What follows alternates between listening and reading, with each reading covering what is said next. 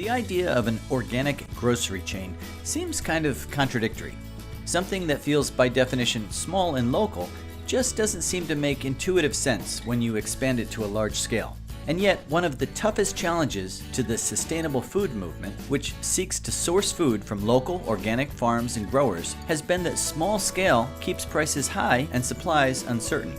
So, can the two competing forces of corporate size and efficiency and ma and pa quality be balanced? The answer lies in the organizational structure of the business. Whole Foods Market is a supermarket chain that specializes in fresh organic produce from local sources. As an international business with locations in the US, the UK, and Canada, they have a large operation to watch over and a very specific mission to uphold, which is to sell the highest quality natural and organic product available to their customers. The company started when John McKay and Renee Lawson borrowed money from friends and family to open a small natural food store.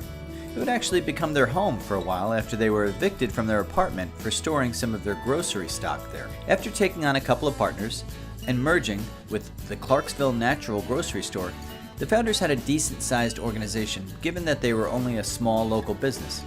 But soon after, the most devastating flood in 70 years hit Austin, Texas, damaged the store and equipment and their produce and inventory. Only through the good offices of their customers and community did a massive cleanup effort fix the damage and save the store. We were just amazed and surprised and overwhelmed by the outpouring of support from the community, from our customers, from our team members. And basically what our customers told us is that they love Whole Foods Market. The company has never forgotten that lesson, that having a local grassroots structure sensitive to even drastic and sudden changes in the business environment can keep an organization nimble and responsive. As it's grown to over 380 stores and over 80,000 team members, Whole Foods has to structure the business in a way that's both respectful of its size and scope and mindful of its roots. In the early days of the company, when the staff was small, everyone pretty much did every job.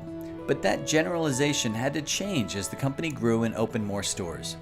They had to divide the labor between the 4 partners, with each specializing in one or more of the tasks critical to the business. Think about it this way. Just like a grocery store has a produce department, a meat department, and a baked goods department, each specializing in a specific type of food, a growing company has departments that specialize in things like finance, human resources, and sales. With each partner becoming the leader of a particular department, they hired additional staff to do the heavy lifting for the company, fleshing out their organizational chart until Whole Foods looked like a big company on paper. Now, this raised new challenges and questions. Should they centralize supply in warehouses? Or should they have separate local suppliers in each region where they had stores? And should they pass down a very rigid operating procedure or let each store have its own flavor at the risk of losing the greater Whole Foods brand unity? How do we sustain our core values, our culture, and the essence of who we are as a company in the face of our rapid growth? The key pillars that support the answer to that question are really around ensuring that we stay true to our values, that we do what we say we're going to do, that we continue to have the kind of integrity that we do in our products, that we continue to make deep and far-reaching commitments to supporting our communities, supporting our environment. What is the right way to organize a growing company? Henri Fayol tried to answer such questions of structure at the turn of the 20th century in his book, General and Industrial Management. Fayol introduced the concept of employees reporting to only one manager and holding the goals of the team as more important than the goals of the individual. Max Weber expanded this idea further to insist on more bureaucracy, job descriptions, consistent procedures, and codified policies. Should Whole Foods embrace one of these ideas or create something completely different? They decided on a strategy of decentralization. This was a command decision, dictated from the top down by executive management for the whole organization to follow. But it's one of the few decisions Whole Foods Market has made that way. More often, they use consultative decision-making, which includes input from all senior managers and executive staff, for example, when hiring key management level personnel. But the majority of Whole Foods decisions are made by consensus, that is, by all levels of the group. And together, the company agrees that most decisions should be left to local managers and store operators. This, in turn, makes each store more responsive to local challenges like economic trouble or natural disasters. I was deeply involved in responding to the Hurricane Katrina, for example. We had trailers on site within days, generators on site within a day. Not only were we very actively engaged in getting our stores back online, but we were feeding the community. We were supporting the folks who were getting New Orleans back online. We were able to do it so quickly. We were doing it before anybody else was doing it. Other retailers were doing it because we were decentralized, because we didn't need permission from the global office, so to speak, to go do that. It was a regional decision. It was a regional effort, and because of that, we were able to move incredibly fast and not only get our stores back up and running quickly, but also support the community in a really meaningful and deep way.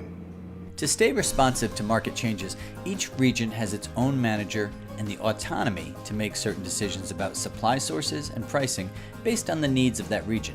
It costs more to have so many managers duplicating work, but it gives Whole Foods the flexibility to adapt to important changes without having a huge bureaucracy in the way.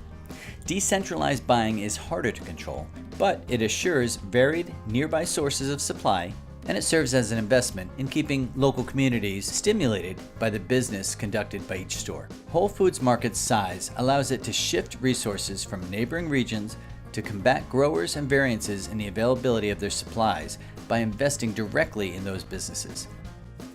Their Whole Planet Foundation, for example, makes microloans to local farmers, keeping local produce suppliers plentiful and financially resistant to problems. Whole Foods has a unique structure of 4 separate hierarchies: store employment, facilities employment, regional offices, and global headquarters, each emphasizing strong vertical communication with the greater company, but with the autonomy to make decisions on the regional level. Of course, all this specialization and decentralization means that each regional manager must be knowledgeable on local suppliers and customer demands. But that's always been the heart of Whole Foods culture, keeping their finger on the pulse of the community.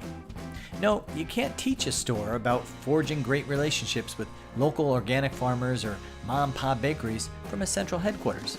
But when you've got the fresh, friendly atmosphere of a Whole Foods market and a deeply committed team that's connected to the community by an intimate corporate culture, you really wouldn't want to ruin that with a lot of bureaucratic controls anyway, would you? The heart of the company is built on our core values, satisfying and delighting our customers. We care about team member happiness and excellence. We sell the highest quality natural and organic products available. We care about our communities and environments. We promote the health and well-being of our stakeholders, and so on. And these values are essential to Whole Foods Market. Whole Foods Market continues to grow and expand around the world while managing to keep what's unique about their culture and pure about their mission, which is focusing on great natural sources at the local level.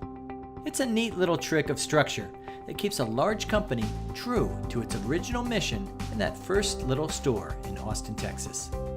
Part of why being decentralized works so well for us is that we're a very innovative company, and great ideas come from our team members. It comes from the stores, and because we're regionalized, we're able to act on those without getting permission from the global office.